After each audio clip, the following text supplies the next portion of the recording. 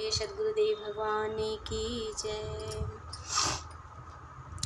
खो आपा निज को चिन्हो आप प्रकाशक न्यार, कहीं सदा फल स्वयं गजे अधरहि शब्द आकार।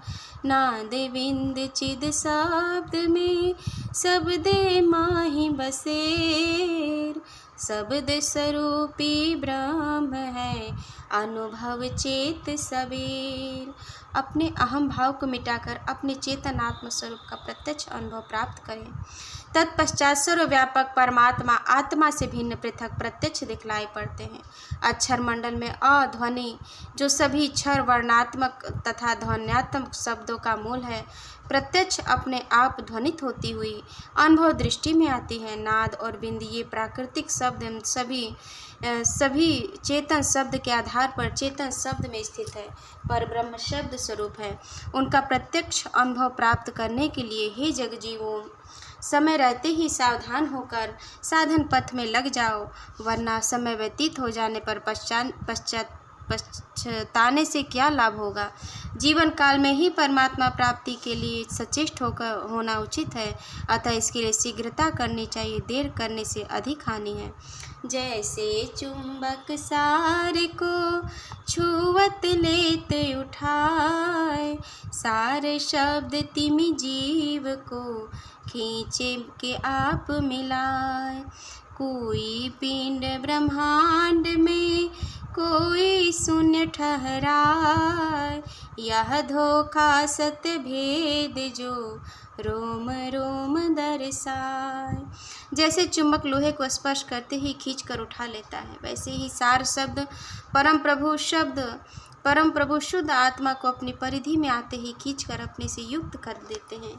साधन काल में योग की अंतिम भूमि चेतन महामंडल में गुरु विधान द्वारा धारणा करने पर साधक की सुरति उस परिधि में स्थिर होते ही परम प्रभु उसे अपनी ओर आकर्षित कर अपने में युक्त कर लेते हैं। ग्रंथकार ने इस तथ्य का उद्घाटन अपने अनुभव के आधार पर स्पष्ट रूप से किया है।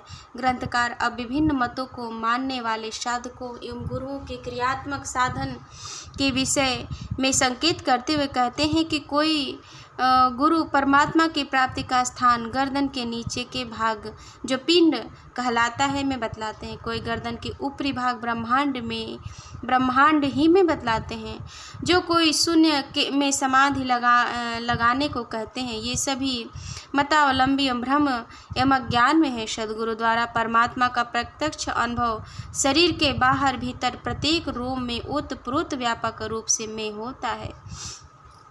श्वासा प्राण सबे लखे निहसा सारत को, अजर झरे मोती बरे मिले पीव धन सोय। जगत रूप सूरती भई ताते दूर जनाय, कहीं सदा फल पास है निस दिन सुरति रोकाय। श्वास प्रश्वास की क्रिया द्वारा प्राण का अनुभव सबको होता है, किंतु निश्वास की अवस्था योग्य अभ्यास द्वारा किसी किसी को प्राप्त होती है। इस अवस्था में अजसहस रूप में अमृत की वर्षा होती है और परम प्रभु का साक्षात्कार से जीवन धन्य हो जाता है। आत्म चेतना संसार में लगी रहकर संसार के रूप हो गई है, अतः प्रभु आत्मा से दूर प्रतीत होते हैं। जब योग विज्ञान द्वारा अहनिशी सुरति को अंतर्मुख करके गुरु हृदय में स्थिर किया जाता है, तब परमात्मा का दर्शन पास में ही अर्थात आत्मा के अंदर अंतरात्मा रूप में होता है। शब्द सुरति पल पल जमे अष्ट पहर एक तार, उठत बैठत नाही छूटे मिले ब्रह्म जो सार।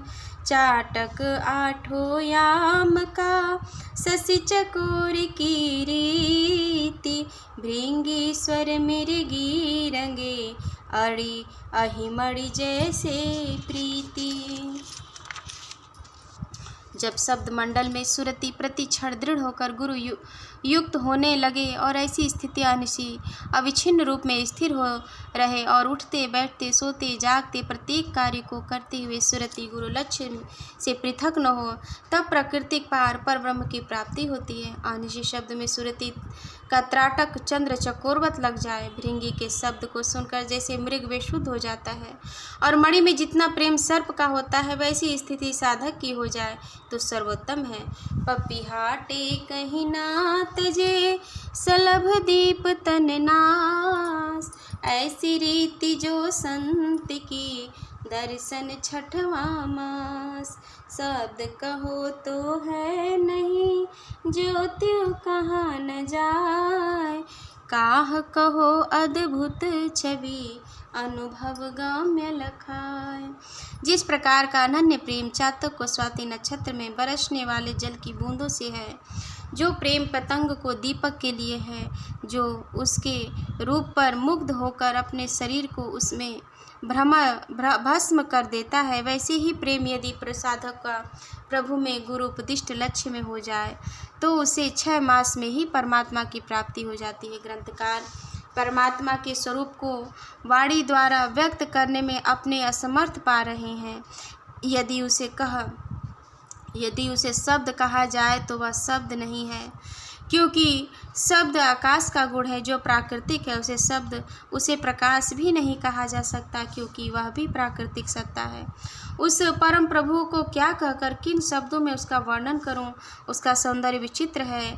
वह परम तत्व योग के क्रियात्मक साधन द्वारा अनुभवगम्य है तथा वाचनिक ज्ञान से परे है। कहब थोर समझब कठिना साधन कोटि में पार, जीवत अमृत होए जो तब ही छुटे संसार। अहि आकाश ते अंतरे योजन अष्ट प्रमाण, 6 मास निस दिन चले पहुँचे घर निर्वाण। उसके संबंध में थोड़ा कहना ही यथेष्ट है और उसे समझना या जानना कठिन है। करोड़ों साधन करने वालों में कोई उसे एक प्राप्त करता है। जीवन काल में यदि उस अमृतत्व को प्राप्त कर लिया तभी उस बहुत चक्र से छूट सकता है। पृथ्वी और चिदाकाश के अंदर 8 योजन प्रमाण वह चेतन मार्ग है। उस पर 6 महीने तक निरंतर चलने वाला साधक उस मुक्ति धाम में पहुंचता है। योग के आंतरिक साधन का इन पंक्तियों में उल्लेख किया गया है, जिसे सद्गुरु शरणागत होकर जानना चाहिए।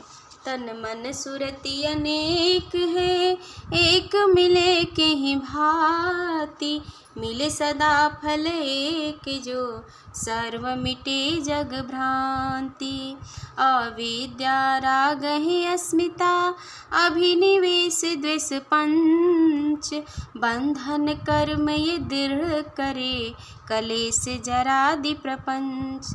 शरीर और मन के साथ आत्म चेतना के अनेक संबंध हैं, किंतु उसका एक वह संबंध किसके साथ होने से सभी सांसारिक अज्ञान मिट जाते हैं। अविद्या, आसक्ति, अस्मिता, अभिनिवेश और द्वेष, ये 5 कर्म के बंधन को और दृढ़ करने वाले हैं और जरा मृत्यु जन्य कष्टों तथा अन्य अनेक प्रपंच को भोगने के लिए ये बाध्य करते हैं।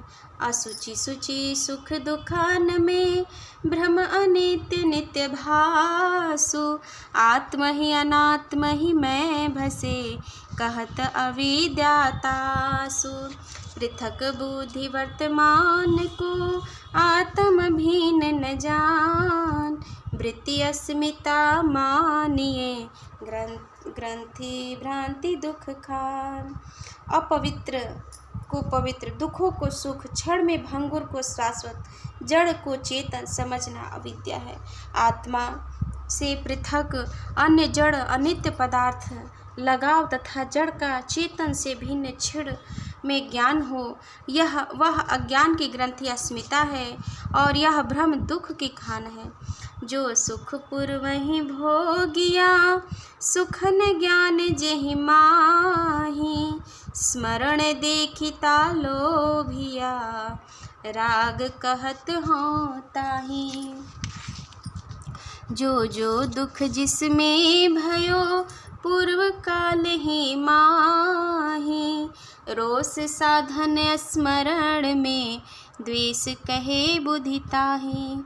जिस सुख का पूर्व काल में अनुभव किया, जिन पदार्थों की प्राप्ति से सुख का बोध हुआ, उन्हें देखकर अथवा स्मरण कर उनके प्रति जो आकर्षण होता है वह राग कहलाता है। जिन पदार्थों अथवा व्यक्तियों से पूर्व काल में दुख का अनुभव हुआ, उनके स्मरण से जो क्रोध उत्पन्न होता है उसे विद्वान द्वेष कहते हैं।